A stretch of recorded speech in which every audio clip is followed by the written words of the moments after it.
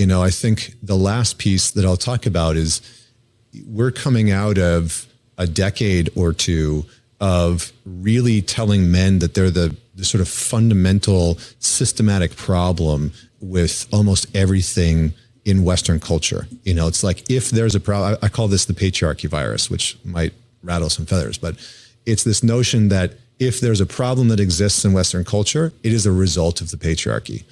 And so for a lot of men, what they've heard, a lot of young men, is that they've grown up in this cultural narrative of men are the problem, men have problems and they are the problem, and men need to fix themselves and they need to be better. And, all men are this sort of way.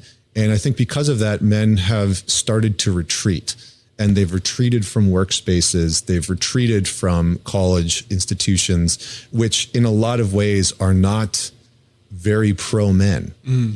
Like I hear from a lot of young men that are on campuses or that are thinking about going to a college institution, and they're kind of afraid. They're like, I don't know if I want to go there. I don't think that my perspective or my opinion or, like being male is really approved of or wanted there. So there's kind of this anti-male narrative that has entered into the culture in the last decade.